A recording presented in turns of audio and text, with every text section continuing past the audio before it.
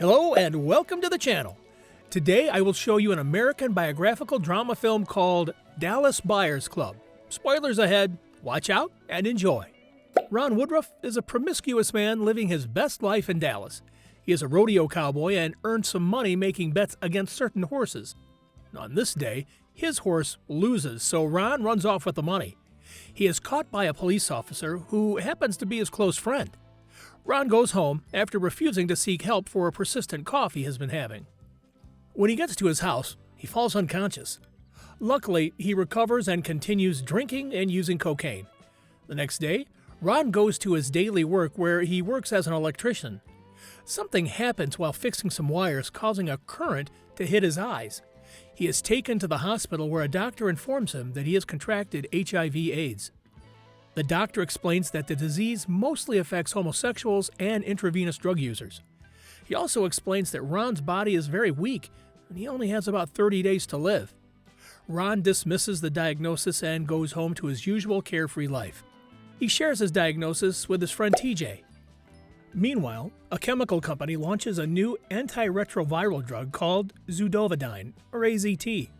This is the only drug that has been approved for human testing in clinical trials by the FDA. The hospital agrees to work on a new drug and starts looking for potential trial patients.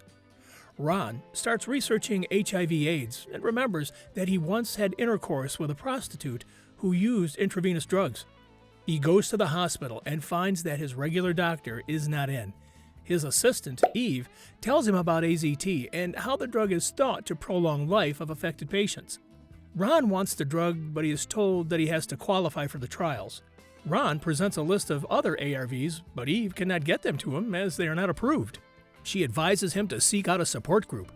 Ron meets up with his friends at a bar, but is disappointed when they start making degrading comments as they have learned of his diagnosis. He goes to the support group, but after seeing a homosexual, he leaves.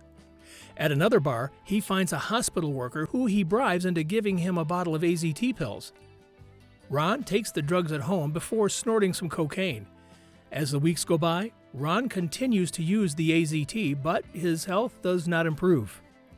Ron goes to work, but his boss and co-workers assemble before his car, refusing to let him on the construction site. One day, the hospital worker tells him that he can no longer get the pills.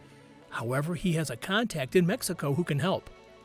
Ron is angry at the change and goes to punch the worker, but he falls unconscious. When he wakes up, he finds that Dr. Savard knows he has been taking the trial drug. Ron asks for the medicine, but Dr. Savard refuses since the drug is still in its trial stage.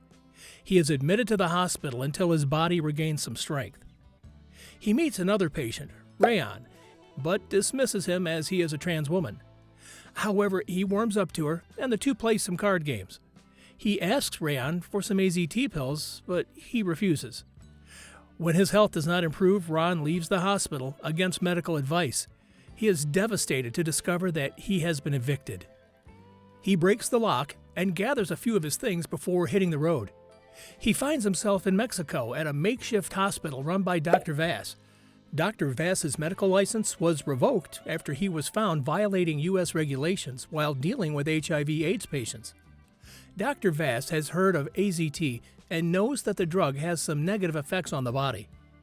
The drug kills every cell in the body, and using it with cocaine like Ron had been doing only speeds up its poisonous effect. Dr. Vass mixes up a regimen of supplements and other drugs and gives these to Ron. The supplements are centered on DDC and a protein called peptide T. 3 months later, Ron's health is greatly improved. Ron talks to Dr. Vass about the drugs he has been taking and learns that they are illegal in the U.S. Ron sees this as a business opportunity.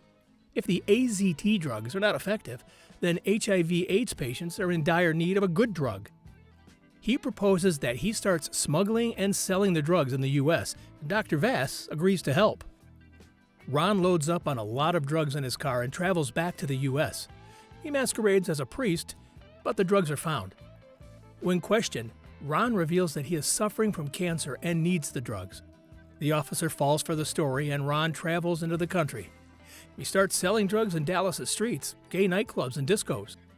At the hospital, Eve notices the adverse side effects that the drugs are having on the patients. She mentions this to Dr. Savard, but he refuses to stop the trials as they are in mid-stage. Rayon learns about Ron's new drug and approaches him. Rayon explains that she can bring in more patients and help make Ron's business more profitable. After thinking for a while, he agrees to do business with her and gives her 25% of the profits made. Soon, the business picks up and the pair successfully rent out an apartment. This apartment becomes the base of operations for the Dallas Buyers Club. The club's membership fee is $400 a month, but gives you access to all the medication you need. The club's popularity attracts many people, including Dr. Savard's AZT trial patients. AZT is prescribed as the official drug to treat AIDS patients. One day, Eve visits Ron's and finds many files with names of previous AZT patients. She learns that Ron has been giving the patients an alternative medication that is working. She does not say anything, but leaves. Ron is hanging out with Rayon when his old friend TJ shows up. TJ makes fun of Rayon, and this angers Ron, who has started seeing Rayon as a friend. He makes TJ apologize and shake Rayon's hand. Rayon blushes at the gesture and commends Ron for changing his behavior. Rayon and Ron have made a pact to change to a healthy lifestyle, so Ron scolds Rayon when he finds her high. Ron travels to Japan to get interferon. On the way back, he injects the drug into his system and ends up overdosing. At the hospital, Dr. Savard learns from Ron's blood work about the new drugs. Ron comes to, and he is furious to learn that Dr. Savard had injected him with AZT. The FDA confiscates Ron's interferon and threatens to arrest him. Eve gets into an argument with Dr. Savard about the AZT drugs, claiming that they're harming the patients instead of treating them. When Dr. Savard does not listen, Eve meets up with Ron and discusses this. The two agree that the U.S. and FDA are very conservative and hostile against treating HIV/AIDS. However, Eve cannot do anything to change this. Ron continues sourcing drugs from all over the world. Dr. Savard is livid when he finds that all of his patients prefer the drugs from Ron. Shortly after this, the FDA gets a warrant and storms Dallas Buyers Club. They seize the drugs but cannot do anything to Ron except fine him. Ron suspects that Dr. Savard is behind the raid, so he asks Eve to spy on Dr. Savard for him. Unfortunately, the club is raided again and all the drugs are confiscated. The FDA also changes its regulations in March 1987, making any unapproved drug illegal. Ron and Rayon find themselves in a tight spot as the club is strapped for money. Most countries stop selling the drugs to Ron, and he loses the apartment. He gets another place to rent, but surprisingly gets the place for free as the owners also use the drugs that Ron sources. Rayon begs her father for money to help Ron, but her father refuses. Rayon gives Ron a large amount of cash, explaining that she sold her life insurance as she does not need it. Ron travels to Mexico to get more peptides. When he travels back, he is devastated to learn that Rayon has passed. He lashes out at Dr. Savard in the hospital, but is kicked out. The hospital's board wants Eve to resign when they learn that she is close to Ron and has been sending patients to him. Eve refuses to resign and wants the board to fire her. She also wants the doctors to prescribe smaller doses of AZT.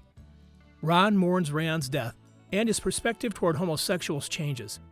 The peptide becomes harder to acquire, so Ron sues the FDA. He wants the legal right to use the protein as it does not harm the body in any way. While the court is sympathetic to his plight and curses out the FDA, it cannot do anything as the protein is not FDA approved. Ron's new friends applaud his move to help them even though they lost the case. A subtext shows that the FDA allowed Ron to use the peptide personally. Ron died of AIDS in 1992, 7 years later than the doctor predicted.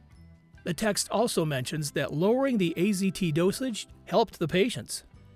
What do you think about this movie? Let us know in the comments below. And thank you for watching. Make sure to subscribe to our channel for more movie recaps like this one. Like and share this video. Turn on notifications so you don't miss out on the new content about your favorite movies.